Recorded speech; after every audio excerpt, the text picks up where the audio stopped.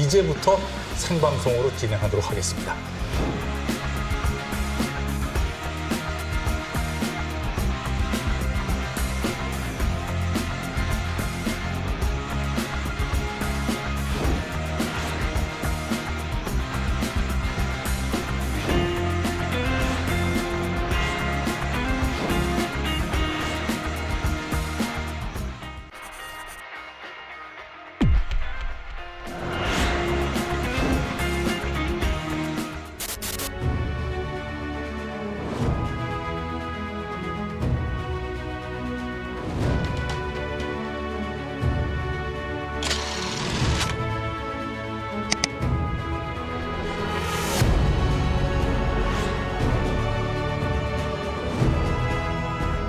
지금까지 선보여온 그 어떤 선거 방송에서보다 선명하고 시원하게 4.7 재보궐선거의 각종 데이터와 선거 상황들을 빠르고 정확하게 전달해 드리겠습니다.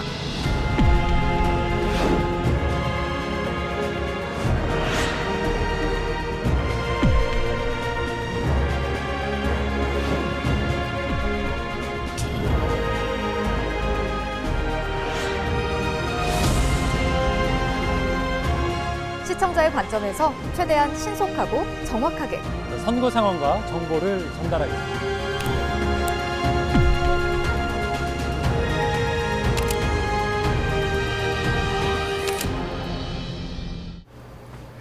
여러분의 저녁을 책임지겠습니다. 소통하는 재미 뉴스 프리데스크 아나운서 김민호입니다. 안녕하세요. 성지연 기자입니다. 자, 오늘 재보궐 선거 특집으로 저희가 40분 먼저 지금 시작을 했습니다. 네.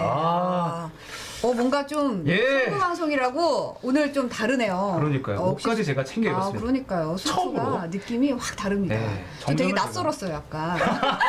아니, 성지영 기자도 뭔가 단아하고 지금 약간. 네, 지금 어느 네. 정당의 색깔도 아닌 것을 고르다 보니 이렇게 됐습니다. 네. 저희가 이렇게 옷도 갇혀 있고 네. 지금 보시기에는 저희 두 분만 보이지만 저희 카메라 뒤로 몇 명의 스텝이 있는지 모르겠습니다. 그러니까요. 정말 네. 네. 여러분의 성원으로 프리데스크가 이렇게 지금 발전을 했습니다. 네, 여전히 이세희님이 잘생겨 보이는 김민우 아나운서 하셨습니다. 반갑습니다. 네. 와, 이 시간에 5,500분께서 저희와 함께 해주고 계십니다. 네, 어서 오세요. 프리데스크 손님들도 오시고 또 새로운 분들도 많이 오셨는데요. 아무래도 지금 6시 반이 지나서 6시 기준으로 현재 투표율 한번 살펴볼까 싶은데요. 네, CG가 준비가 되어 있습니다. 띄워주시죠. 자, 이 시각 서울 투표율부터 한번 보시겠습를 51.9%, 전체 유권자의 절반 이상이 현재 서울에서 투표를 마쳤습니다. 이어서 부산 투표를 보시겠습니다. 이 시각 부산 투표율 46.9%, 절반 가까운 인원이 현재 부산에서 유권자들이 투표를 마쳤습니다. 아, 네. 상당히 높아요. 그러니까요. 지금 보니까 지난 2018년 지방선거 당시 서울의 투표율이 59.9%, 부산은 58.8%였고요. 지난 총선 때 서울은 68.1%, 부산은 67.7%였습니다. 네. 근데 이때는 또 우리 쉬었잖아요. 그리고 그러니까요. 이때는 6시까지였으니까 아. 지금 조금 비교하기는 그냥 단순 비교하기는 좀 힘들 것 같아요. 네. 2019년에 재보궐선거 때 최종 투표율이 48%예요. 오. 6시 기준이었는데 그것과 비교하면은 굉장히 지금 높은 투표를 기록하고 있다는 걸 보실 수가 있습니다. 네. 정우님이 정장 입으니까 달라 보인대요. 엠브리오 재민님이 여기가 그 선거 개표 방송 맛집. 막집은 아니고 맛집이요. MBC인가요? 하셨습니다. 예. 오늘 너무 많은 분들이 지금 댓글 남겨주고 계셔가지고 읽기가 네. 힘드네요. 준님이 김민호 아나운서 상견례 프리패스 상의를 축하드립니다. 고맙습니다. 네. 네. 빌로바 TV님이 눈물 유효하고 계세요. 각자 지금 선호하고 계시는 후보 이름들을 열심히 외치시면서 본인들의 말씀을 해주고 계시고 있고요. 네. 빌로바 TV님이 오늘 푸대 식구들이랑 여유가 없네요 하셨습니다. 예. 네. 아니 저희를 처음 보시는 분들도 많을 것 같아요. 그러니까요. 저희 네. 단골 손님들이 지금 네. 잘 찾기가 힘드네요. 지금 너무 많은 분들 오셔가지고 네. 아마 이분들도 오늘 저희 방송 보시면 이제 내일부터는 또 실시간으로 프리데스크 시청하시지 않으실까. 네. 그랬으면 좋겠다. 자, 오늘 저희가 준비한 코너 소식 너무너무 많아서 빨리 달려가야 됩니다. 네. 자, 첫 코너가 또 특별하게 준비가 되어 있는데 함께 출발해 보시죠.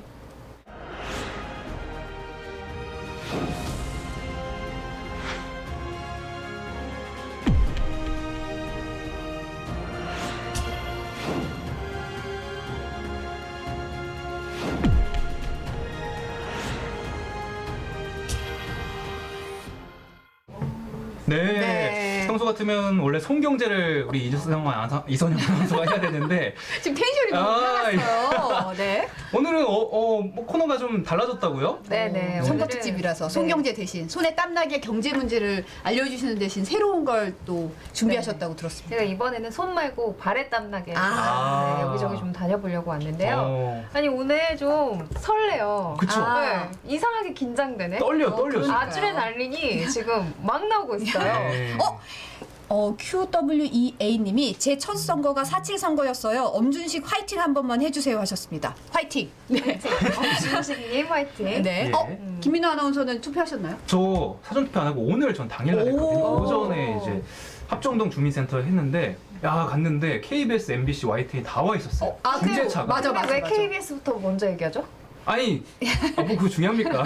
MBC 가운데 떴잖아요. KBS, MBC, YTN. 그런 의도구나. 근데 혹시나 저를 인터뷰할까봐 제가 좀 간을 조리면서 네. 몰래 지나갔는데 만약에 인터뷰하면 제가 저 MBC 아나운서라서 인터뷰 못합니다라고 하려고 그랬는데 오늘 여기 나왔던 남효정 기자가 네. 중계차 탔어요. 맞아요, 하루 봤어요. 종일. 네, 네. 맞아요. 근데 인사는 못 드리고 제가 몰래 그냥 뒤에서 아. 피해 갔는데 인터뷰 안 하더라고요. 예. 그렇군요. 네. 지금 별로 중요하지도 않은 얘기를 몇 분이나 한 거죠? 예. 뭐 본인 순서라서 지금 네. 빨리 하세요. 뭐 준비한 거. 제가 이렇게 셀카봉을 가지고 왔잖아요. 네. 네, 이제 그래서- 저희 특별한 장비죠, 셀카봉. 네, 지금 이제 MBC 뉴스 유튜브 채널에서 지금 이 방송 보시는 분들은 또 텔레비전을 켜야 되나 유튜브를 계속 봐야 되나 좀 고민스러울 수도 있을 것 같은데 그렇죠. 그냥 유튜브를 쭉 보시면 TV 방송과 유튜브 방송 다 보실 수 있잖아요. 그럼요. 네. 그럼요. 그래서 프리데스크는 이렇게 진행되고 있고 또 한편 TV 방송을 준비하시는 분들은 어떤 상황인지 오. 구경을 시켜드리려고 이렇게 장비까지 네. 준비해요. 특별한 셀카봉. 네. TV에는 지금 이선영 아나운서가 중계하는 화면이 이제 안 나오잖아요. 오직 이 유튜브에서만 보실 수 있는 단독 화면. 네네. 그래서 저희의 유튜브 독점 쭉 영상입니다. 네. 보시면 돼요. 네. 저희가 선거방송 지금 사전 리허설 중인데 선거방송 스튜디오가 어떻게 준비하고 있는지 그 모습을 이선영 아나운서가 직접 중계를 하게 됩니다. 네. 네. 나왜 이렇게 지금 떨리지? 바로 떠나시면 됩니다. 실시간으로 지금 나가요? 네. 지금 네. 가시면 됩니다. 나가시는 장면부터 저희가 알겠습니다. 그대로 화면으로 송출하겠습니다. 네. 그러면 저 다녀올게요. 네. 조심히 다녀오세요. 지금 잘 나오고 있는지 네. 모르겠는데. 오, 지금 옆에 화면이 이제 지금 방금 네, 지금 성지영 기자와 김민호 아나운서가 소통을 하면서 제가 MBC 보도국 8층에서 7층으로 내려갈 건데요. 네.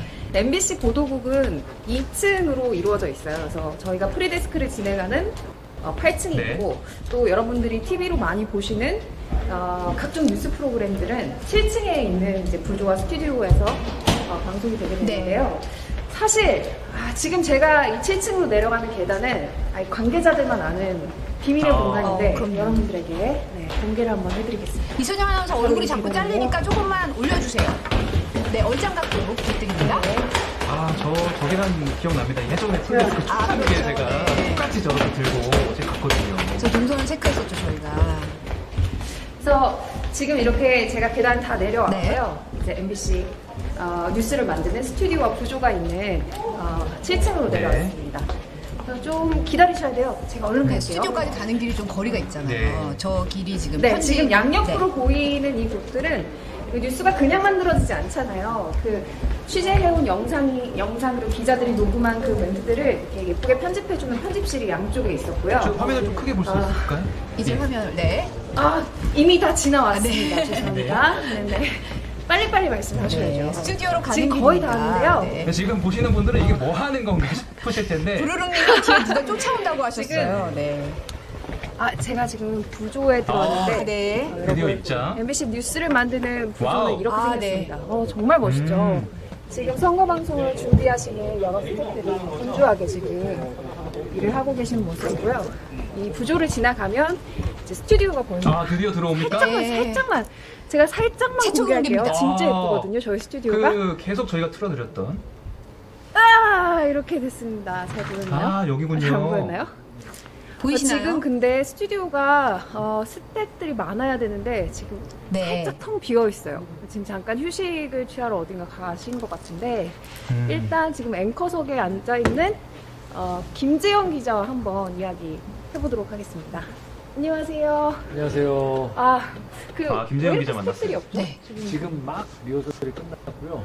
그렇군요. 이제 생방송 준비를 위한 마지막 지금 정비가. 근데 김재영 앵커께서는 네. 왜 휴식 안 하시고 지금 여기 자리에 앉아 계신 거예요? 저는 스태프들 안 보는 게 좋아요.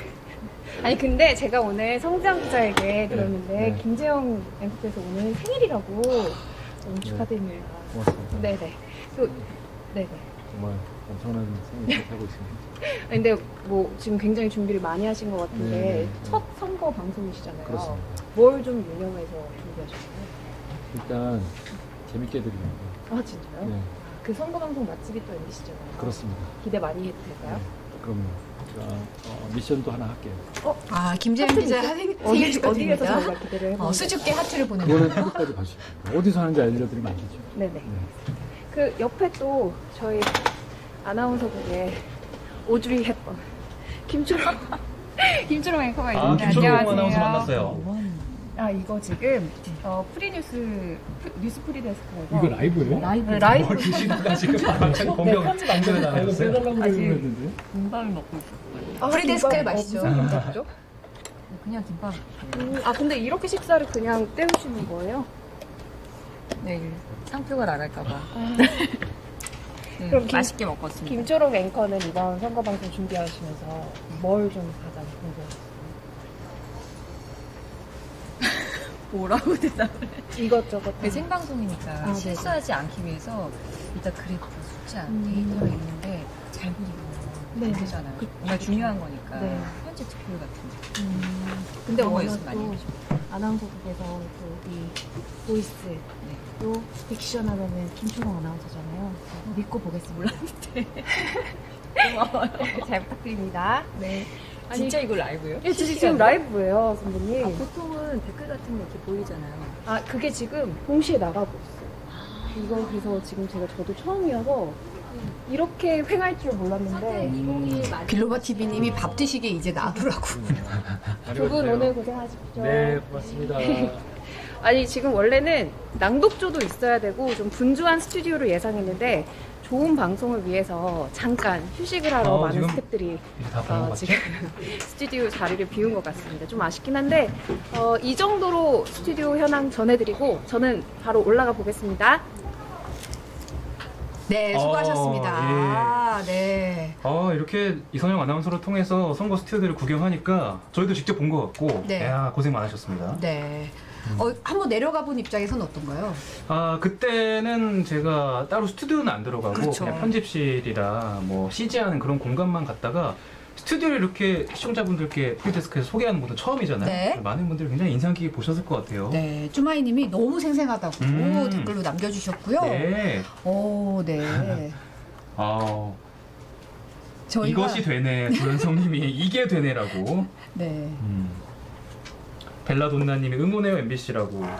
그 선거 방송을 위해서 저희 MBC가 정말 오랫동안 이 선거 기획단이 애써서 지금 선거 방송을 만들었거든요. 네네. 아마 7시 반부터 엄청난 그래픽과 또 방대한 내용으로 여러분 만족시킬 것을 자부합니다. 아, 그럼요. 예. 네. 저희가 또 다른 또 소식을 준비했죠?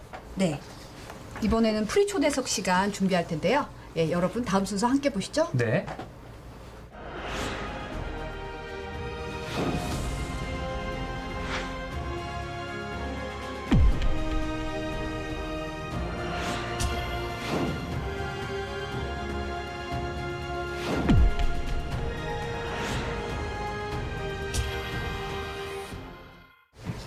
네, 프리 초대석 시간입니다. 지난 월요일에 네. 저희가 잠깐 깜짝 등장을 그러니까요. 하셨다가 오늘을 위해서 그날 리허설을 마쳤고 오늘 정식적으로 한번 근데 두 이야기 분이 더 나눠볼까 멋지시네. 선거 날이니까 예. 오늘도 멋있는 아이고 멋진 분들과 어울리다 보니까 아, 저도 더불어서 동조 효과. 다시 한번 소개해드리겠습니다. 네. 정치평론가 배종호 세한대 교수님과 함께 정치 이야기, 오늘 선거 이야기 한번 쫙 재밌게 한번 나눠보겠습니다. 네. 안녕하십니까. 재밌게 해보겠습니다. 네. 지금 6시 기준으로 보니까 서울시장 투표율이 51.9%로 50%를 넘겼어요. 사전 투표율이 21.95%였는데 지금 현재 투표율은 어떻게 보시나요?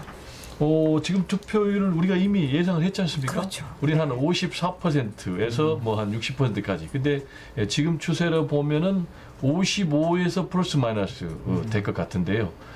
예상대로 이렇게 상당히 뜨거운 이유는 역시 이제 여야 모두 1대1 구도 후보 단일화 거쳐서 그리고 대선이 11개월밖에 안 남았기 때문에 다들 그냥 총력전으로 나오다 보니까 이렇게 이제 높은 투표율을 보이고 있는 것 아닌가 이렇게 생각이 되고 지금까지 투표율 양상을 보면 상당히 재밌는 게 강남, 보수, 부천, 네. 국민의힘 텃밭이라는 뭐 강남, 서초, 송파 이런 데서 뭐 굉장히 높은 투표율을 보이고 있지 않습니까? 네. 그리고 반대로 민주당의 전통적인 텃밭이라고 할 수 있는 금천, 뭐 중랑 그리고 관악 이런 데는 또 평균보다 좀 떨어지는. 네. 그래서 이런 추세로 보면은 아무래도 양상이 이 민주당에게 좀 불리한 그런 결과로 가는 양상이 아닌가 네, 네. 이렇게 좀 전망이 되네요. 네. 지금 6시 반 투표율이 업데이트가 됐는데 네네. 서울이 53.8%의 투표율을 기록했고 부산이 49.1% 투표를 기록하고 있습니다. 네. 교수님이 지난 월요일에 오셔가지고 네. 이 얘기를 하셨어요. 투표율이 45% 이하면 더불어민주당이 유리할 거고 네. 50% 넘으면 국민의힘이 유리할 거다. 지금 이미 53.8% 50% 그러니까. 넘었거든요. 네. 어떻게 전망하십니까? 근데 뭐 여기서 우리가 또 국민의힘이 완전 우세하다라고 전망하면 또 민주당이 서운해할 것 아니겠습니까? 그렇다고 또 우리가 또 뭐 정확한 전망을 안 할 수도 없고 상당히 좀 곤혹스러운 그런 상황인데 전망은 전망이니까. 네, 전망이니까 일단 45% 그러니까 50% 미만이면은 민주당이 유리한 건 사실이요. 왜냐하면 조직적으로 절대적인 우위에 있기 때문에 네. 구청장 뭐 25명 중에 24명, 국회의원 41명을 가지고 있고 그리고 또 시의원도 101명 중에서 그렇죠. 109명 중에 101명 갖고 있으니까 근데 이제 50%가 넘는다. 그리고 이제 지금 뭐 55% 넘을 가능성도 있겠네요. 8시까지니까. 그렇죠. 네. 그렇게 되면은 아무래도 이번 선거가 바람 선거 조직보다는 이제 이렇게 되면은 조직이 이겨낼 수 없는 그런 상황. 그리고 20대 30대가 굉장히 중요한데 여태껏은 이제 20대 30대 하면 이제 진보 성향, 민주당 성향이었거든요. 근데 여론조사 결과 보면은 뭐 20대 같은 경우 완전히 60대하고 동조화되는 그런 상황을 보이고 있기 때문에 이런 높은 투표율이 결국 여론조사의 흐름대로 간다면 네. 국민의힘이 우세한 그런 결과가 나오지 않을까. 현재 상황에서는. 그렇지만은 뭐 대이변이 없는 적이 또 있는 적도 있었어요. 그렇죠. 이변이 네. 없었던 건 아니니까. 대이변이 언제가 또 있었냐면 MBC하고 상관이 있어요. 아, 네. 2011년도 강원도 보궐선거 도지사 그때 또 MBC 출신이 붙었어요. 아, 그렇죠. 엄기영 앵커, 네. 또 최문순 현 네, 지사. 지사. 근데 그때 20%포인트 정도 엄기영 후보가 앞섰거든요. 전 사장이 앞섰죠. 네. 근데 그때는 이제 엄청난 사건이 이른바 깜깜이 선거 기간 동안 터진 거예요. 그게 뭐냐면은 엄기영 후보 측에서 불법 콜센터를 운영하다가 적발돼가지고 그게 대대적으로 보도가 되면서 판세가 완전히 역지됐거든요. 네. 그렇다면 이번에 여론조사 공표 금지 기간 동안에 6일 동안에 그런 일이 있었느냐? 그럼 그런 일이 현재까지는 없었단 말이에요. 네. 기존의 싸움 양상, 기존의 프레임 양상이 계속됐기 때문에 그렇다면은 여론조사 결과가 그대로 이어지지 않았느냐 이런 이제 추측이 가능하니까 네, 네. 큰 변동이 없을 가능성이 높아 보입니다. 네. 네. 오양교님이 뚜껑 열어보면 압니다라고. 그렇죠. 뚜껑은 열어봐야 되는데. 뚜껑을 열어봐야 되죠. 네. 뚜껑 열어봐야 되는데 저희도 또 이제 투표율 보고 또 얘기를 할 수 있는 거니까 오늘 선거날 표정을 영상으로 준비했는데요. 함께 보고 얘기 나누실까요? 네. 더불어민주당 박영선 서울시장 후보는 오늘 아침 SNS를 통해 거짓말을 심판하고 정직한 서울을 만들겠다는 시민 여러분의 진심이 모이고 있다며 투표 참여를 독려했습니다. 그러면서 거짓 없는 정직과 서울의 미래를 향한 진심으로 1000만 서울 시민의 삶에 봄이 올 수 있게 하겠다고 전했습니다. 민주당 지도부도 기자회견을 열고 사과도 드리고 약속도 했고 모든 말씀을 충실히 이행하겠다며 여당 후보 지지를 호소했습니다. 투표를 하지 않으시면 여러분이 원하지 않으시는 후보가 당선될 가능성이 높아집니다. 최선의 후보 아니면 차선의 후보를 골라주시기 바랍니다. 국민의힘 오세훈 서울시장 후보도 SNS를 통해 반드시 투표해 국민의 힘을 보여달라고 호소했습니다. 위기에 빠진 대한민국을 살려라. 기회를 주겠다는 게 국민의 마음일 것이라며 시험대를 꼭 통과하겠다고 밝혔습니다. 투표소를 찾은 국민의힘 김종인 비상대책위원장은 투표 결과에 자신감을 드러내기도 했습니다. 예상대로 우리 오세훈 후보가 아주 상당한 표차로 승리할 거라고 생각을 해요. 김 위원장은 시민의 분노가 상당하다며 적극적인 투표 참여가 있을 것이라고도 전망했습니다. 네, 오늘 나간 리포트 보고 오셨습니다. 네, 최정희 님이 반드시 투표하십시다 하셨고 아직까지 한 1시간 반 아직 남았잖아요. 예, 많은 그러니까요. 분들이 퇴근길에 투표하겠다고 하시는 분들도 있었으니까 예. 투표권 반드시 행사하셨으면 좋겠고요. 오늘 님이 오늘도 프리하게 프리데스크 하셨습니다. 감사합니다. 유령 3516님이 출구조사 결과 언제 나와요 하셨는데요. 8시 15분에 나옵니다. 네, 8시까지 투표가 이루어지고요. 이후에 자가격리자 분들 중에서 무증상 분들도 투표권을 행사하셔야 되기 때문에 저희가 출구조사 결과는 8시 15분에 방송 3사가 동시에 하는 걸로 했습니다. 네, 선거 방송의 꽃이죠. 네. 김성우님도 진짜 투표 결과 궁금하다. 저희 프리데스크를 계속 켜놓으시고 만약 투표 안 하신 분들은 켜놓으신 상태로 투표하고 오시면 되겠고요. 저희 실시간 투표를 잠깐 보고 올까요? 네. 계속 업데이트가 지금 되고 있습니다. 이 시각 서울 투표율입니다. 54.1%. 부산 보시겠습니다. 49.4%. 이제 50%에 거의 근접한 투표율이 나왔어요. 그러네요. 네. 계속해서 업데이트되는 소식 저희가 전해드리도록 하겠습니다. 자, 이번 선거 여야 이슈를 좀 정리를 해보겠습니다. 먼저 이제 민주당인데 박영선 후보가 처음 후보로 확정될 때만 해도 성공한 장관으로서 그렇죠. 또 여성 후보 굉장히 강점이 많았는데 강점이 많은 후보입니다. 진행될수록 격차가 많이 벌어졌거든요. 네. 예, 이거 어떻게 보십니까? 결국 이제 두 가지로 정리가 될 수 있어요. 하나는 보수의 후보 단일화 효과. 그러니까 아시겠지만은 안철수, 나경원, 오세훈 출발 때만 해도 오세훈 후보가 3위였어요. 그렇죠. 근데 이제 오세훈 후보가 결국은 나경원 후보하고 당내 경선에서 이기고 안철수 후보하고까지 이기면서 굉장히 상승세를 탔거든요. 네. 그래서 이제 그 후보 단일화 효과, 시너지 효과가 계속한 것 하나, 또 플러스 부동산 정책 실패 때문에 이 정권 심판론이 이게 강하게 작동하면서 다른 이슈들은 다 묻혀버린 것 같아요. 그러다 보니까 말씀하신 대로 이제 박영선 후보 하면은 우리나라 최초의 민주당 여성 원내대표 했고 여성 법사위원장 했고 유리천정을 깬 그 대표적인 여성 정치인임에도 불구하고 이런 게 이제 다 가버리고 그러다 보니까 이제 우리가 선거하면 세 가지 요소를 보거든요. 정당, 그리고 인물, 그리고 정책 이런 걸 전혀 안 보는 거예요. 그러다 보니까 이제 묻지마 선거식으로 하다 보니까는 상당히 이 박영선 후보가 힘을 좀 발휘하지 못한 것 아닌가. 그런데 정치인은 역시 정치 운이 있어야 되거든요. 그리고 이제 선거에 나서면 이제 특히 선거 운이 있어야 되는데 그렇죠. 이런 점에서는 상당히 좀 박영선 후보 입장에서는 안타깝게 생각하는 그런 부분이 아닌가 이런 생각이 좀 듭니다. 네. 이번에 국민의힘 오세훈 후보 같은 경우는 아까도 말씀하셨지만 뭐 경선 또 나경원 후보와의 경선도 있었고 안철수 후보와의 이제 단일화도 네네. 있었고 이게 고비 때마다 어떻게 또 올라왔어요. 그런 고비를 딛고 사실은 지지율이 뭐 이게 될까 했는데 또 올라오고 하면서 오히려 상승세를 쭉 가져왔단 말이죠. 그걸 지킬 수 있는 뭐 원동력 이런 건 어디에 있다고 보시나요? 원동력이라 하면은 역시 이제 오세훈 하면은 보수 정치인 중에서도 깨끗한 이미지가 있어요.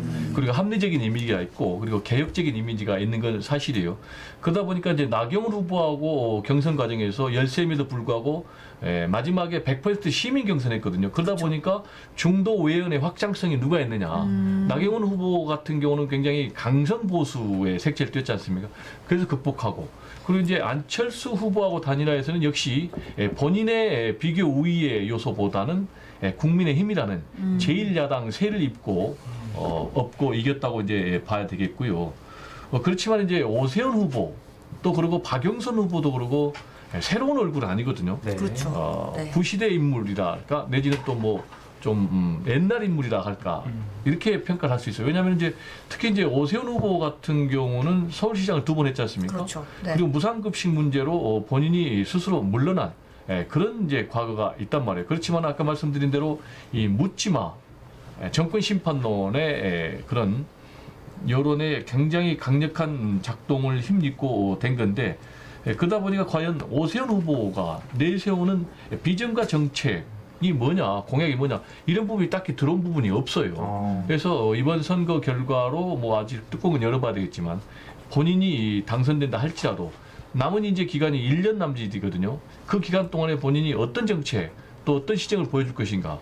그리고 지금 민주당의 시의원이 전체 109명 가운데 101명이나 차지하고 있거든요. 그렇죠. 네. 그래서 시의회가 사실 동의를 안 해주면은 일을 제대로 할 수가 없어요. 실제로 지난번에 무상급식 문제도 본인이 무상급식 문제를 가지고 외형적으로는 승부수를 던졌지만 내부적으로 보면은 민주당이 절대 우위를 차지하고 있었거든요. 그러니까 시장은 기지만은 절대 일을 할 수가 없다.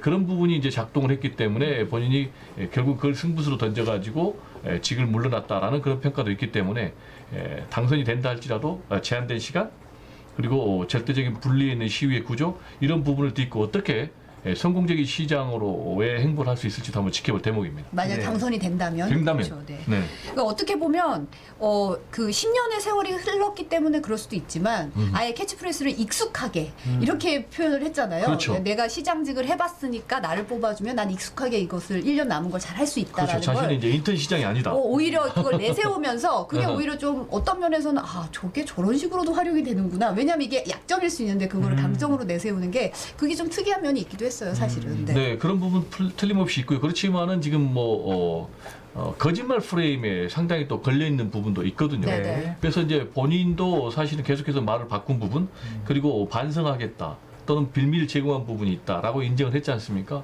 그래서 이 부분과 관련해서는 계속 족쇄가 될 것 같아요. 그리고 서울시 의회에서도 뭐 특위를 만들어서 앞으로 검증하겠다라는 그런 부분, 그리고 또 이미 검찰에 또 고발돼서 수사를 받아야 되는 그런 상황. 그래서 앞으로 이 부분도 상당히 좀 족쇄가 되는 부분이 아닌가 이렇게 생각이 듭니다. 네. 계속해서 말씀하고 계시지만 이번 선거 정말 네거티브 공방이 만만치 않았거든요.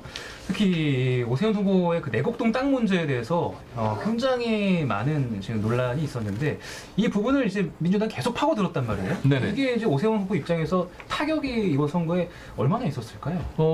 지금 이제 쭉 진행되는 여론조사 결과를 보면은 그게 큰 영향은 못 준 것 같아요. 그렇지만 이제 민주당 입장에서는 워낙 정권 심판론의 프레임이 강하게 작동을 하기 때문에 여기에 맞대응할 수 있는 프레임이라고는 국정안정론인데 국정안정론 가지고 워낙 먹히지가 않는 거예요. 그러다 보니까 이제 내곡동 셀프 보상 의혹 문제를 가지고 그 과정에서 오세훈 후보가 또 빌미를 제공한 부분이 있어요. 최초에 본인이 내놓은 해명 자체가 틀려버렸고 말바꾸기를 계속하면서 또 내곡동 측량 현장에 나타났었다. 라는 증인들이 계속해서 나타나면서 본인이 상당히 코너에 몰린 그런 경향이 있는데 이번 선거가 어떻게 보면 이제 검증도 필요하지만은 네거티브적인 경향이 이제 굉장히 강하다 보니까 않습니까? 예. 아까 말씀드린 대로 박영선 후보의 장점이 제대로 부각이 못됐고 또 인물 비교의 선거가 실종돼 버렸고 그러다 보니까 박영선 후보가 내세우는 좋은 정책, 비전들이 있어요. 예를 들면 반값 아파트라든지 그리고 특히 이제 청년들 같은 경우에 돈이 없으니까 2억, 3억을 목돈을 주고 못 들어가니까 10%만 내고 입주할 수 있는 그런 좋은 제도들이 있음에도 불구하고 그런 부분이 제대로 부각이 못 됐다라는 그런 부분. 또 이제 가장 중요한 것은 이번 선거가 코로나19 가운데 치러지는 선거 아니겠습니까? 근데 이제 코로나19 대책 문제라든지 또 결국 코로나19가 이렇게 창궐한 것은 이제 지구촌 차원의 기후변화 문제 아니겠습니까? 그래서 기후변화 문제라든지 이런 부분이 이제 전혀 조명이 안 됐고 또 특히 이제 성평등 문제 이런 부분이 전혀 조명이 안 됐다는 이런 부분은 상당히 좀 아쉬운 대목이 아닌가 오히려 이렇게 이제 생각이 듭니다. 단어만 난무하고 폭로, 의혹 이런 제기를 하다 그렇습니다. 보니까 실질적으로 서울시정에서 어떤 일이 구체적으로 이루어질 것인가에 대한 주안점 이렇게 주목받을 수 있는 부분이 좀 아쉬웠다는 지적이신 그렇습니다. 거죠. 정책과 비전에 대한 제시도 없었고 철저한 검증도 없었고 네, 그런 선거가 되지 않았나라는 좀 아쉬움이 있습니다. 야당에서는 사실 박영선 후보의 도쿄 아파트 의혹을 초기에 내세웠어요. 근데 뭐 어떻게 보면 이런 네거티브 전략은 지지율이 워낙 좀 여론조사에서 차이가 나다 보니까 어떻게 보면 부각이 안 된 면도 있었던 것 같고 더 이상 뭐 공격 뭐 이런 거에 대해서 별로 의미를 두지 않았던 것 같고 좀 그런 느낌이 좀 있었거든요. 그렇습니다. 말씀하신 말이 이제 정확한 게 사실은 박영선 후보 배우자가 도쿄에 뭐 아파트를 갖고 있다 이런 거는 사실 전혀 문제가 안 돼요. 왜냐하면은 아파트를 업무 때문에 가진 거거든요. 그런데 결국 이제 박영선 후보의 배우자 같은 경우는 아시겠지만은 이명박 전 대통령 시절에 사찰을 받았고 굉장히 피해를 많이 받았기 때문에 일자리를 잃었고 그런 이제 부분들이 오히려 더 부각되는 역효과가 나왔죠. 이제 국민의힘 측에서는. 네. 근데 이제 국민의힘 측에서는 이 문제를 왜 제기를 했냐면은 내곡동 셀프 보상 의혹 문제가 강력하게 부각이 되면서 결국 이제 맞불 차원에서 이 문제를 제기했는데 네. 이런 정치 행태는 이제 없어져야 될 필요가 있겠고요. 이번 선거와 관련해서 또 굉장히 역설적인 부분은 지금 이제 정의당의 여영국 대표도 얘기를 했습니다만은 이번 선거가 굉장히 불행한 선거다. 이유는 뭐냐? 심판을 받았던 세력이 오히려 심판론을 가지고 심판을 하고 있다. 그래서 굉장히 불행한 선거다라고 네. 얘기를 하는데 저는 개인적으로는 부동산의 역설적인 선거다라는 점 얘기를 하고 싶어요. 왜냐하면 이제 지금 국민의힘 같은 경우는 아시겠지만 전통적인 부동산 정당, 부자 정당이라고 할 수가 있거든요.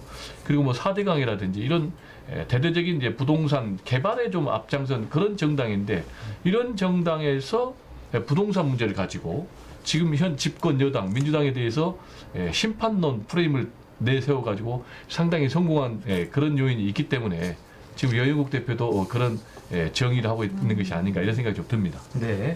자, 부산 이야기도 좀 해보겠습니다. 부산시장 선거 역시 박형준 국민의힘 후보에 대한 논란이 꽤나 많이 일었단 말이에요. 이 부분은 박형준 후보에게 어느 정도 영향을 줬을 것 같으세요? 당락이나 승패는 큰 영향은 못 미치는 것 같아요. 그렇지만은 선거 전에는 어느 정도 영향을 미친 것은 사실인 것 같아요. 그게 무슨 얘기냐면은 지금 현재 박형준 후보의 지지율이 더 이상 상승세를 보이지 못하고 있어요. 그리고 또 하나는 오세훈 후보 같은 경우, 서울 같은 경우에 오히려 지지율이 상당히 더 격차가 벌어지는 그런 상황인데 부산 같은 경우는 그렇지 않은 선거전 양상을 보인 것이 바로 박형준 후보 개인에 대한 비리가 계속해서 나오면서 그런 부분에 영향을 미친 것 아닌가 생각이 되고 특히 이제 여러 가지 비리 의혹이 폭로가 됐습니다. 뭐 국정원 부펄 사찰 문제라든지 또 뭐 LCT 초호 아파트 특히 분양 의혹이라든지 저는 이제 가장 문제가 되는 것은 역시 상대 후보를 겨냥한 여성을 내세워서 성추행 폭로를 사주했다. 그죠? 그리고 5천만 원을 건넸다라는 이제 의혹이 제기가 됐단 말이에요. 근데 이 부분은 박형준 후보 또는 이 문제를 제기한 여성 둘 중에 한 사람 반드시 형사적으로 처벌을 받아야 될 것 같아요. 네. 그래서 이미 이제 수사기관에 고발이 돼 있기 때문에 제가 볼 때는 검찰의 수사를 받아야 되고 그러면은 선거가 끝나도 앞으로 박형준 후보는 이 문제와 관련해서 강도 높은 수사를 받아야 되는 그런 상황이 아닌가 이렇게 생각이 듭니다. 네. 또 이번 선거 안철수 국민의당 대표 얘기 안 할 수 없을 것 같아요. 그렇죠. 네, 사실 뭐 항상 단일화의 그 순간순간마다 안철수 대표가 있었다고 봐도 과언이 아닌데. 그렇죠. 맞아요. 네, 맞아요. 뭐 이런 그 사실 오세훈 후보가 이 서울시장직을 내놨을 때도 단일화의 그 고비에 있었고. 그렇죠. 이 여러 가지 고비고비나 단일화마다 그 순간마다 있었는데 어떻게 보면 이번 선거는 예전과는 좀 달라진 게 예전엔 단일화하고 나서 선거운동 지원이나 유세에 적극적으로 참여하는 모습을 보기 힘들었거든요. 그렇죠. 그래서 뭐 혹자는 뭐 삐졌다 내지 뭐 좀 그렇다 뭐 이런 얘기가 좀 뒤에서 나왔었는데 이번은 좀 약간 마음가짐이나 몸가짐이 좀 달랐다는 생각이 들어요. 어떻게 보면 향후 행보에 대해서 좀 본인이 생각하는 게 있는 것 같고. 근데 막상 또 공식 선거운동이 되니까 그 존재감이 좀 약해졌다는 생각이 들거든요. 뭔가 흥행에 불을 붙이고 표표에 사라진 그런 느낌? 불쏘시개. 불쏘시개 같은 느낌, 촛불 같은 느낌, 약간 이런 느낌이 있었거든요. 어떻게 보세요? 뭐 말씀하신 지적이 정확하죠. 그러니까 안철수 후보의 역할은 후보 단일화에까지가 아닌가 이렇게 생각이 돼요. 정작 이제 후보 단일화 이후에는 본인이 설 공간이 없는 게 나타나면은 김종인 비대위원장이 홀대해 버렸거든요. 그러니까 굉장히 본인은 설 공간이 없는 거죠. 그리고 이번이 이제 집권당과 제1야당, 특히 이제 보수 후보 단일화를 통한 후보가 1대1 대결 구도로 가다 보니까 본인이 설 공간이 그만큼 없어진 것이 아닌가 이렇게 생각이 되고요. 이번에 그러면은 왜 안철수 후보는 열심히 했을까요? 글쎄요. 앞으로 이제 남은 길이 또 있으니까 본인이 정치적 행보를 좀 생각해야 되지 않을까요? 남은 길이 있기 때문에라고 보는 것이 맞는데 이번에는 열심히 하지 않으면 정치적 미래가 아예 없어요. 지난번에 과거 때는 뭐 본인이 삐져가지고 이렇게 저렇게 해봤지만은 이번에마저도 본인이 후보 단일화에 적극 협조하지 않으면 아예 미래가 없다고 봐야 돼요. 지금 마지막 기회라고 봐야 되는데 안철수 후보가 선택할 수 있는 길이라는 것은 크게 보면은 대권, 또 작게 보면은 다음에 1년 뒤에 서울시장 선거. 근데 둘 다 가능성이 굉장히 희박해요. 이유는 한 3가지가 있는데 첫 번째로는 안철수 하면은 지는 정치인. 이번에는 스스로 자진 철수는 안 했지만 어쨌든 강제 철수. 그러니까 철수하는 후보 이미지가 굉장히 강하거든요. 그다음에 두 번째로는 결국은 본인의 이제 정체성이 모호해져 버렸어요. 아시겠지만 안철수 하면은 새정치. 4차 산업혁명의 기수 뭐 이런 걸로 상당히 기대를 모았지 않습니까? 근데 말씀하신 대로 문재인 대통령 후보와 후보 단일화 그리고 또 민주당과 합당 근데 이번에는 또 국민의힘 안철수 후보가 국민의힘 오세훈 후보와 후보 단일화 그리고 또 앞으로 이제 국민의힘과 합당한다고 그래요. 그러면 안철수는 도대체 뭐냐? 새 정치는 어디로 가고 보수냐 진보냐? 이 정체성 문제가 상당히 심각하거든요. 그리고 세 번째 이게 개인 입장에서는 제일 심각할 거예요. 뭐냐면은 김종인의 산맥. 김종인은 이미 안철수는 정치인으로 평가 끝났다. 그리고 앞으로 정권 교체의 장애 요인이다. 이렇게까지 규정을 했기 때문에 이 3가지 문제를 다 극복을 해야 되는데 이 3가지 문제를 다 극복할 수 있는 가능성. 퀘스천 마크. 각자 해석하십시오. 판단은 시청자분들이 하시는 거고. 이번 선거 이후의 이야기도 좀 짚어볼 텐데요. 네네. 선거 결과에 따라서 이제 뭐 여야 대개편이 아마 예상이 그렇습니다. 되어 있을 것 같아요. 네. 먼저 여당 이야기부터 좀 해볼까 한데요. 여당 어떻게 변화하실 것 같으십니까? 이제 여당이 이길 경우 질 경우 있지 않습니까? 여당이 이기면은 여당은 큰 변화가 없죠. 문재인 대통령이 국정 운영의 중심 그대로 갖고 그리고 당 정청이 일체감 가지고 진행하고 네네. 그리고 이제 지금 민주당 같은 경우는 5월 9일 이전에 전당대회를 해서 새 대표를 뽑아야 되거든요. 기존의 최고위원들은 임기가 남았기 때문에 계속하고 그렇지만은 만약에 패배할 경우에는 야 이대로 해서는 우리가 다음 대선 11개월밖에 안 남았는데 안 된다. 네. 전면 쇄신해야 된다. 그렇게 되면은 이러한 전당대회 일정 자체가 백지화되는 거예요. 그래서 지도부 총사퇴론이 나올 가능성이 매우 높다고 봐요. 그렇게 되면 이제 전당대회에서 대표를 뽑을 이유가 없고요. 그리고 현재 임기가 남아있는 최고위원들까지 물러나야 됩니다. 그러면 어떻게 되느냐 이제 비대위가 등장을 해야 되는 거예요. 어차피 대선 주자 뽑아야 되니까. 그렇습니다. 그렇게 되면 당이 다 그쪽으로 모일 테니까요. 그렇습니다. 전까지는 비대위 체제로 갈 가능성이 네, 높다. 왜냐하면 현재 정상적 체제가 안 되니까 비대위 체제로 가야 된다. 네. 그러면서 이제 비대위원장을 뽑아야 되고, 그럼 이제 비대위 시스템이 어떻게 되냐면 2011년도에 그때 서울시장 보궐선거에 졌어요. 네. 지금 현재 오세훈 후보가 중도 사퇴하는 바람에 박원순 시장이 탄생한 거예요. 네. 그래가지고 당시에 한나라당이죠. 박근혜 비대위원장이 탄생해가지고 결국은 정권을 가져온 데 성공했거든요. 그래서 이제 그 모델로 갈 가능성이 매우 높아요. 그렇게 되면은 만약에 어떻게 될지 누가 이길지 모르지만 결국 이제 대선이 가장 중요한 거예요. 대선에서 이기면 곧바로 또 3월 9일 대선에 6월 1일 지방선거가 있으니까 이게 이제 가장 핵심적인 선거고 그 다음의 경우는 이제 질문을 주셔야 되겠네요. 저 혼자 많이 떨어지면 안 되니까. 예. 뭐 야권 이길 경우. 연안까지만 일단 얘기해 주시고 질문 드릴게요. 아, 배려가 아주 좋으세요. 네. 네, 야권은 이제 어떤 방향으로 갈지 얘기를 한번 해봐야 될 것 같은데 그렇죠. 여당 얘기만 야권 넘어갈 얘기를 수가 없으니까. 네, 네. 네. 어떻게 뭐 다들 선거 다음을 기약하고 뭐 물밑에서 열심히 지금 움직이고 있는 것 같아요 보면. 야권은요 이기든 지든 대대적인 정계 개편 할 수밖에 없어요. 만약에 야권이 지면은요 5연패하는 거거든요. 그게 무슨 얘기냐면 2016년도에 총선 졌고 2017년 대선 졌고 2018년 지방선거 졌고 2020년 또 21대 총선 졌고 그럼 이번에 5연패까지 하게 되면 야 보수는 완전 끝났다. 미래 없다. 그리고 정권 재창출은 민주당이 그냥 자연스럽게 가는 거예요. 그러나 반대로 국민의힘이 이번에 이긴다. 그러면은 가능성이 있다. 그래가지고 다 하나로 집결할 가능성이 있는 거죠. 네. 그리고 김종인 비대위원장의 그립이 굉장히 강해지겠죠. 김종인 비대위원장은 4월 8일이면 집에 가신대요. 제주도 가신다고요? 네, 제주도로 또 휴식치 한대요. 일주일을 뭐 휴가 내셨다. 그렇지만은 다시 모셔오자라는 이런 분위기도 있을 가능성이 높고 그렇지만 주호영 현재 원내대표가 굉장히 당권 욕심이 강해요. 네. 그래서 주호영 원내대표가 당대표가 될 가능성이 높거든요. 그렇지만은 과연 제대로 될까? 또 왜냐하면 서로 내가 당권을 잡겠다, 또 내가 대통령이 되겠다 이런 내부 집안 싸움이 상당히 심해질 가능성이 있어요. 그러면 그때 김종인 비대위원장이 짠 하고 등장한다는 얘기가 있는데 어쨌든 이번에 승리하게 되면은 국민의힘 중심의 야권 재편이 될 가능성이 굉장히 높다. 야권 재편의 중심에 국민의힘이 있을 가능성이 높다. 그렇게 되면 이제 안철수 후보도 대표도 국민의힘 중심의 야권 재편에 합류해야 되고 그리고 이제 윤석열 전 총장이 지금 태풍의 눈 아니겠습니까? 네. 네. 만약에 국민의힘이 패배한다면은 제3지대에서 독자 세력의 깃발을 들겠지만 이번에 승리한다면은 결국은 국민의힘 중심의 야권 재편에 합류할 가능성이 매우 높다. 이렇게 전망이 됩니다.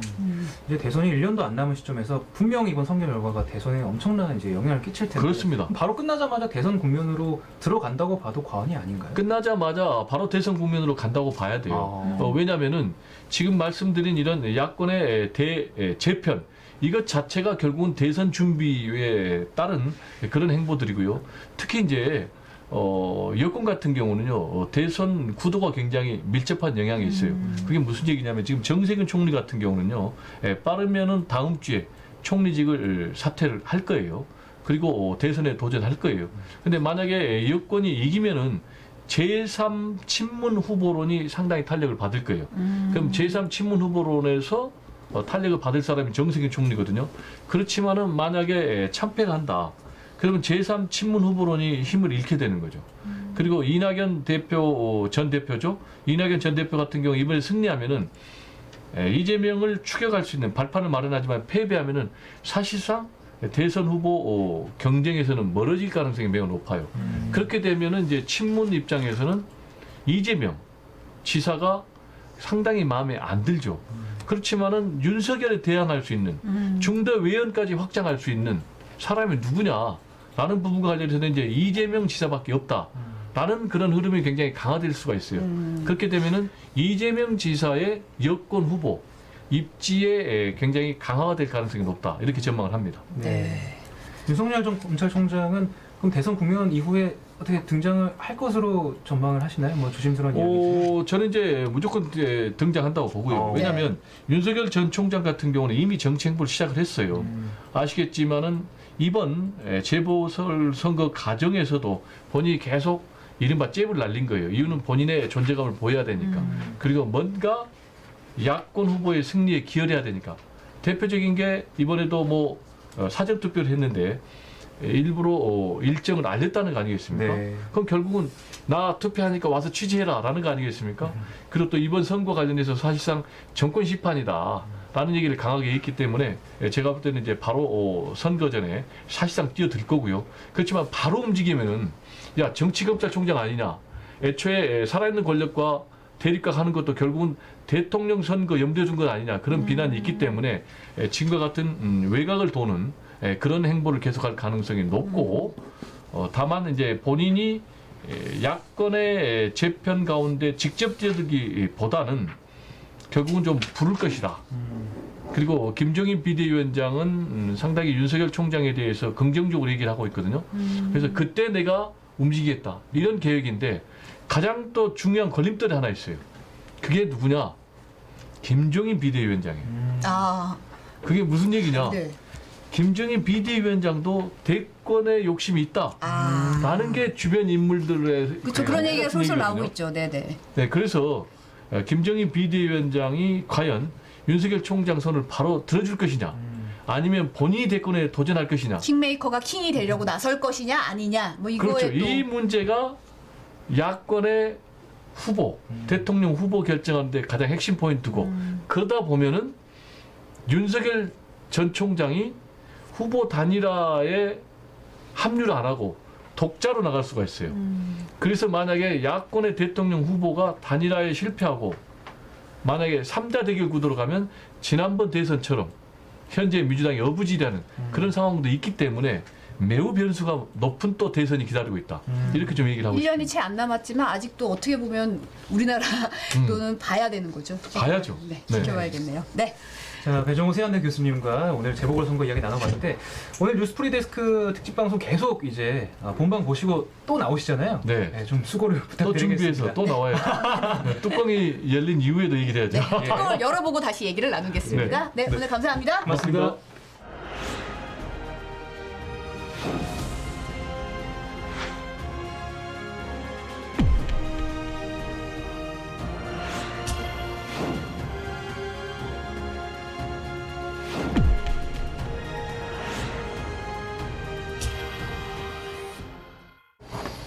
네, 큐시트 선생님 노재필 기자 모셨습니다. 아, 교수님이 두 번째 나오시니까 완벽하게 적응을 하셨네요. 네. 시간도 딱 맞추시고요. 그러니까요. 저희 네. 네. 뉴스 외전에 자주 출연하시잖아요, 교수님께서. 그렇죠. 네. 사실 뭐 권순표 앵커보다는 저희랑 하는 게 훨씬 더 재밌어요. 본인도 되게 즐거워 보이세요. 네, 표정이 밝아지셨잖아요. 아, 네. 그럼요. 네. 일을 드러내시면서 웃으시더라고요. 지금 투표율이 업데이트되고 있어가지고 이 시간 현재 투표율 한번 볼까요? 네. 지금 시각이 7시 19분인데 현재 투표율 살펴보겠습니다. 54.4% 서울 투표율이고요. 네. 자, 부산은 어떨까요? 49.4%. 현재 유권자의 49.4%가 투표를 완료했습니다. 네. 네, 저희 그 중앙선관 홈페이지에서 계속 업데이트되고 있는데 오늘 투표는 8시 15분까지죠? 8시까지고 그렇죠. 15분은 이제 그 자가격리 중에 분들을 이제 위해서. 미리 신청하시고 무증상인 분들이 할 수 그렇죠. 있는 거죠. 네. 저희는 오늘 그 몇 시입니까? 15분에 이제 출구조사 발표를 할 예정인데 지금 네. 아마 집계가 막 끝나서 아마 분석을 하고 있을 것 같아요. 네. 어떤 결과가 나올지 굉장히 궁금한데 자, 저 유튜브로 쭉 보시면 될 것 같습니다. 네. 자, 지금 아마 가장 초조한 데가 어딜까요? 뭐 각 캠프 아닐까요? 네. 그 당사 표정이 좀 궁금해요. 네. 한번 연결을 또 해봐야지 않겠습니까? 저희가 또 저희도 프리데스크니까. 네. 네. 일단 어디부터 할까? 저 민주당부터 한번 연결을 안 되나요? 안 됩니까? 저 스태프들이 절대 안 된다고 지금 안 된다고 하네요. 지금 네. 오늘 뭔가 문제가 있네요. 네. 선에 문제가 있나 봅니다. 네. 이게 또 프리하면 또 재미 아니겠습니까? 그럼요. 네. 당사 연결은 이따가 본방에서 보시죠. 네, 본방에서 보시죠, 다 뭐. 준비하고 계십니다. 본반 시청률을 위해서 저희가 공개 안 하겠습니다. 네. 오늘 뭐 채팅창에 보니까 많은 분들이 오셔가지고 저희 항상 오시는 분들을 간간히 찾을 수가 있는데 네. 진짜 간간 너무 네. 많으셔가지고 지금 글로바 TV님, 뭐 심태선님 다 계신데 굉장히 감사드리고 뭐 오늘은 뭐 어쩔 수 없습니다. 그리고 이 도배하시는 분들도 많으신데 오늘 제가 그냥 뭐 다 너그럽게 네. 너그럽게. 차단 안 하겠습니다. 왜냐면 대통합의 마음. 오늘 대통합의 날입니다. 네, 보니까 코디님이 우리 선영구님 고생하심이 하셨어요. 게다가 뭐 여러분들이 이제 각자 지지하는 정당을 응원하고 계시고 네. 속도가 장난 아닙니다. 서울시장 처음 후보자 봐요. 몇 명이지 하셨는데 12명입니다. 12명이고요. 네. 제 PD형 살이 너무 빠지셨다고 띠까님께서. 삐까님은 처음 보는 것 같은데. 그러게요. 네. 라이트 휴머님이 유튜브 댓글 보시나 보다 하셨는데 네 보고 있습니다. 네 많은 분들이 이게 뭐 녹방인 줄 아시는데 생방입니다. 생방입니다. 올라오는 실시간 오늘 계속 올라와가지고 저희가 눈이 어떡하지 이러면서 보고 있었어요. 네.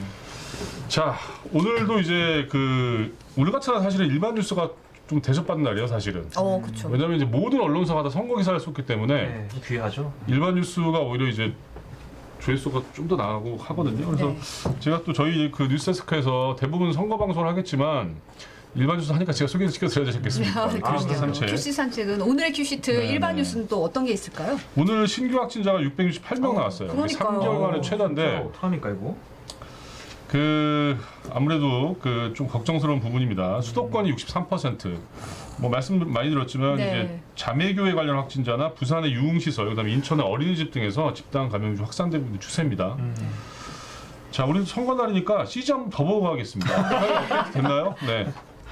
자, 투표율 얼마죠? 네. 볼수록 좋죠. 자, 이 시각 부산부터 이번에 보시겠습니다. 서울. 네.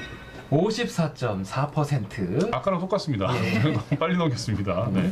아니, 굉장히 높은 투표율이에요 지금. 그렇죠. 자, 부산은 49.4%. 곧 아마 50%를 돌파하지 않을까 예상이 되는데요. 네, 보니까 자치구별로는 서초구가 가장 투표율이 높습니다. 59.8%. 아, 그렇습니까? 네, 서초구? 중앙선관위 보니까 59.4%. 낮에부터 서초구가 굉장히 투표율이 높다고 기사를 제가 본 적이 있거든요. 네. 그리고 강남도 2위가 강남이에요. 57.2%. 송파구가 57%. 예, 강남 3구가 투표율이 상당히 높네요. 네. 아무래도 뭐 보수의 텃밭이라는 데인데 이번 뭐 어떻게 득표에 영향을 줄지 한번 봐야 될 것 같습니다. 오늘님께서 푸대 3인방 의상만 보면 본방 각이라고 하시는데요. 네, 저희도 힘 좀 줬어요.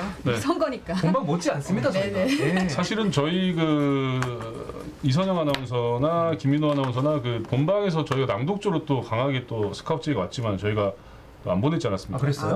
처음 듣는 소식인데요? 저도 처음 말합니다. 예. 지금 이 와중에 깨알같이 선영구님이 지금 김민호 아나 바로 옆에 앉아 있다고. 네. 지금 앉아 있어요. 예. 실시간 채팅은 안 되고. 오랜 희망님이 직장인들 퇴근하고 줄 서 있답니다 하셨습니다. 지금 그렇습니까? 그러네요. 이제 딱 퇴근하시고 마지막 투표를 향해서 지금 금천구 투표율이 가장 낮대요. 48.5%. 사전 투표도 가장 낮았는데 금천구가 금천구에 계신 분들 투표장으로 좀 힘을 내주세요. 네. 자, 그럼 두 번째 소식을 전해드릴게요. 오늘 얀센 백신에 대해서 정부가 공식 허가를 했어요. 얀센 백신 특징 뭔지 아세요? 한 번 맞는 건데 한 번밖에 안 맞지만 예방 효과가 상당히 높아요. 66%. 괜찮네요. 그래서 굉장히 효율이 좋은 백신인데 이렇게 되면 우리나라에 허가된 백신이 3가지가 되는 거죠? 아스트라제네카, 화이자, 얀센 3가지인가요? 네, 아주 정확하십니다. 프롬프터예요. 눈을 보면 읽어져요, 글자가. 그러니까 제가 보기에 단기 기억이 굉장히 좋으신 것 같아요. 장기 기억은 안 돼요. 장기 기억은 지나가면 까먹어요. 벼락치기에 특화된 두뇌입니다. 공부 많이 안 하셨는데 성적 잘 나오고 그러겠습니까? 아니 그렇진 않았죠. 찍기는 잘 못해가지고. 자, 그리고 오늘 이제 우리 정부가 체결한 얀센 물량이 한 600만 명분 정도인데 국내 도입 일정에 대해서 지금 협의하고 있다고 합니다. 자, 그리고 이제 백신 접종자 수가 103만 명을 넘어섰는데 100만이 넘었네요. 국내 인구 대비 접종률이 한 1.99%, 2% 정도 된다고 그래요. 자, 그다음에 김태현 노원구의 새 모녀 살인 사건의 피의자. 지금 프로파일러가 이틀째 조사하고 있는데 아무래도 김태현이라는 사람이 뭔가 반사회적 인격 장애가 있는지를 조사하고 있죠. 근데 이게 아마 온라인 게임에서 알게 된 숨진 큰딸이 연락을 거부하니까 가서 범행을 저질렀거든요. 그래서 정말 끔찍하고 어처구니없는 사건인데 너무 무섭더라고요. 맞아요. 9일 오전에 검찰에 송치된다고 그래요. 그렇게 되면은 이제 포토라인에 서게 되겠죠. 그럼 이제 지금 얼굴이 이제 일부 공개되긴 했지만 아마 기자들의 질문도 하게 될 거고 그렇게 될 것 같습니다. 많은 분들이 참 충격적이고. 자, 소식을 또 전해드렸으니까 일반 뉴스가 몇 개 없어서 제가 갖고 온 게 별로 안 돼가지고 그래픽 다시 한번 보겠습니다. 그래픽. 서울 한번 보시죠. 그대로인 거 아니에요? 이 시각 선거 투표. 유권자가 842만 5,869명인데 이 중에서 457만 9,635명이 투표하셨네요. 예. 54.5%입니다. 깨알같이 작은 글자를 읽어주셨어요. 친절하게. 아니 저희는 디테일이 살아있습니다. 자, 예. 부산을 보시면 49.4%인데 유권자분이 293만 6,301명이셨고요. 투표하신 분은 145만 1,842명이었습니다. 네. 지금 보시는 투표율은 이게 사전 투표를 합친 거잖아요. 네, 오후 그렇죠. 1시에 합쳐졌습니다. 네. 1시 때부터 투표율이 그래서 확 늘었다는 점 참고 맞습니다. 부탁드리겠습니다. 박은영님이 금천구가 왜 투표율이 낮지 하셨어요. 사전 투표율도 낮았는데, 네, 혹시 금천구 사시나요? 궁금하네요.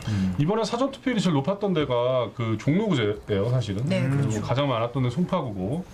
사전 투표자 수가 가장 많았던데. 네, 송파구가 원래 유권자 수가 제일 많아요. 그렇죠. 서울시에서. 네. 네. 자, 그다음에 한미일 법학자들이 위안부 판결을 지지하는 성명론을 발표했는데 네. 그 뭐 기억나실지 모르겠는데 올 초에 우리 법원에서 판결을 했잖아요. 그 배춘희 할머니 등 12분의 그 위안부 피해자분들에게 1억씩 배상하라 네, 이런 걸 네. 했는데 일본 정부가 배상해야 된다 이런 판결을 내렸는데 네. 일본 정부는 이제 국제법 위반이라고 계속 반발을 해왔습니다. 근데 오늘 이제 한국과 일본, 중국 등 9개 국가의 법률가들 410명이 일본 정부의 판결 이행을 촉구하는 성명을 발표했습니다. 네. 굉장히 의미 있는 네. 성명인데 네, 네. 내용은 뭐냐면 이 판결이 국제법 위반이 아니다. 그리고 이제 국제관습법에 합치하는 것이고 국제법의 미래를 열어젖히는 역사적인 판결이기 때문에 일본 정부는 따라야 된다 이런 얘기를 했습니다. 근데 일본이 뭐 이런 성명을 듣고 뭐 눈깜짝 할까 싶은데 네. 아무튼 뭐 굉장히 의미 있는 기사인 것 같고요.